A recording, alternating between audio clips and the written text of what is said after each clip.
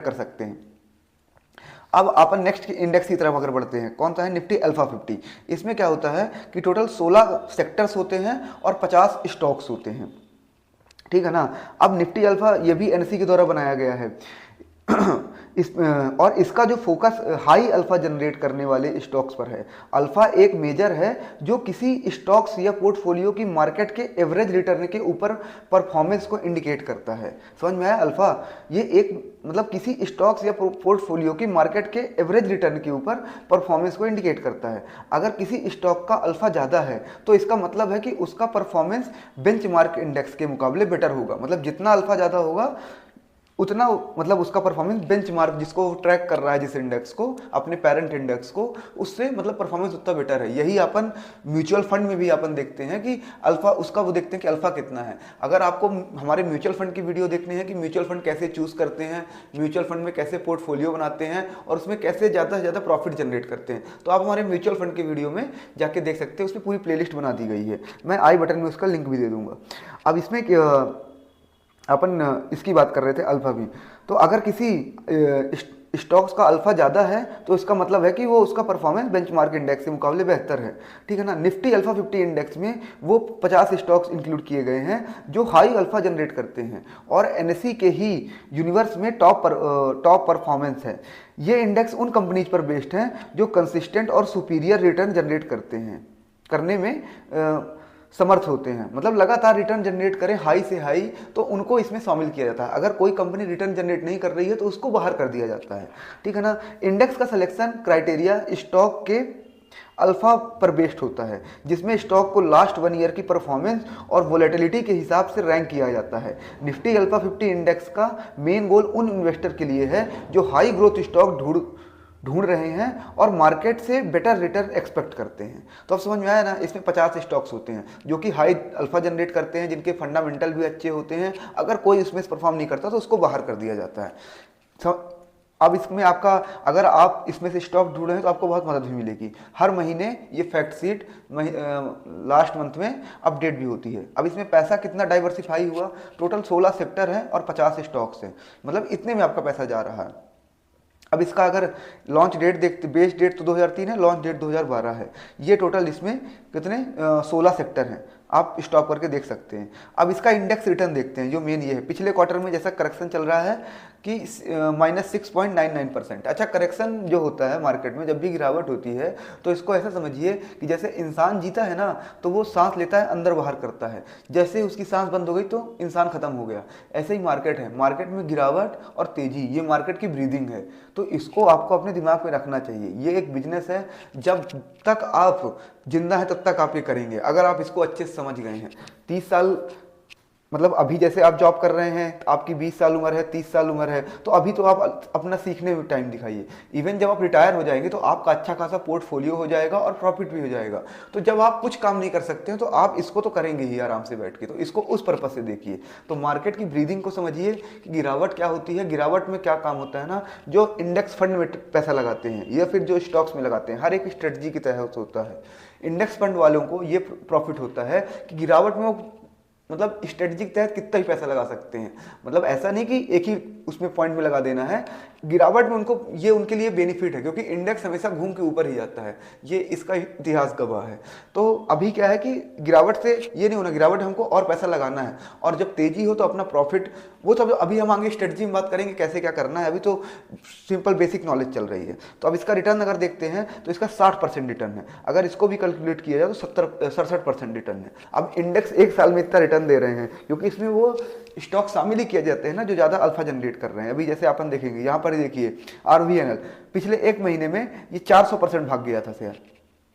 सरकारी कंपनी है, अच्छे ऑर्डर मिल निकल गया, लेकिन इसमें वेटेज 3.78% है। अब इसमें ऐसा नहीं कि कोई भी अगर स्टॉक शामिल कर लिया जाएगा, वेटेज सबका कम कम दिया गया है, इसलिए इसका इतना एक साल में आया है। लगातार 5 साल में इतने कितना रिटर्न दिया है, 35.35%।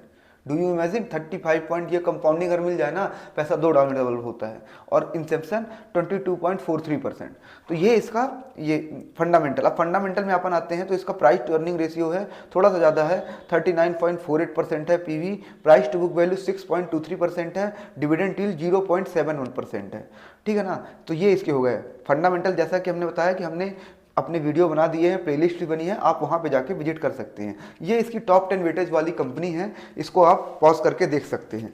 सब वही कंपनी है जो सबसे ज़्यादा रिटर्न दे रही हैं। अब ये टोटल इसके 16 सेक्टर्स हैं, इतने सारे सेक्टर्स में आपका पैसा जाता है और 50 कंपनियों में जाता है, इसलिए पैसा यहाँ पे सेफ है। और इसलिए इंडेक्स में गिरावट में पैसा लगाते हैं, क्योंकि जब मार्केट इसमें तो घूमना ही घूमना है, मार्केट घूमेगा तो इंडेक्स तो अपने आप ही घूमेगा, ठीक है ना। और अभी भारत को डेवलप होना है, 2047 तक भारत की मार्केट तेजी में रहेगी। अभी हम ना जापान बने हैं, ना चाइना बने हैं, ना अमेरिका बने हैं, ना यूरोप बने हैं, अभी हमको डेवलप होना है।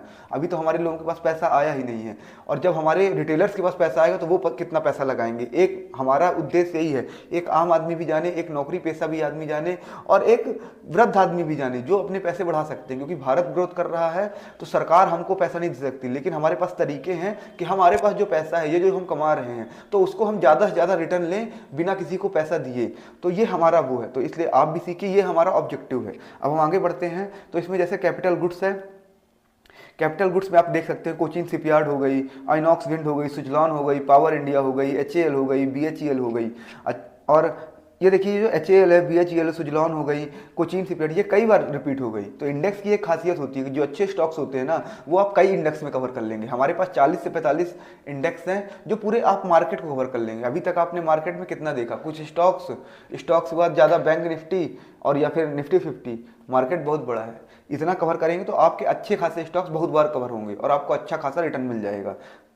इंडेक्स से यही स्ट्रेटजी होती है कि 2 लाख रुपए आप लेके बैठिए, 7 से 8 सालों में 2 लाख से आप 20 करोड़ प्रॉपर बिजनेस के थ्रू अपना पोर्टफोलियो बना सकते हैं। 2 लाख से 20 करोड़, और जो 20 करोड़ बनाए हैं ना, उसमें 20 करोड़ से आप अपना डिविडेंड भी निकाल लेंगे। हमारे पास जो हम जिस पे काम करते हैं उसमें कुछ अपने आप को भी रिटर्न देते हैं। तो एक ये चीज़ें होती हैं, लेकिन एक बिजनेस के मॉडल से किया जाए, तुरंत नहीं होता है, देर सवेर समझ के सब चीज़ें हो जाती हैं। तो अब ये पूरी कंपनी फाइनेंशियल सर्विसेज की हो गई। अब ये कैपिटल गुड्स की हो गई। फाइनेंशियल सर्विसेज की ये कंपनियां हैं, IRFC भी इसमें कंपनी है, BSE भी है, CDSL भी है, सब अच्छी कंपनियां हैं। और ये ऑटोमोबाइल की कंपनी हो गई, बजाज ऑटो हो गई, TVS मोटर हो गई, ये RVNL की वो हो गई। अब इसको अपन कवर किससे करते हैं, इसको कवर करते हैं अपन अल्फा ETF से। ये अल्फा कोड डालेंगे, 54 रुपये का एक शेयर आता है इसका करंट में।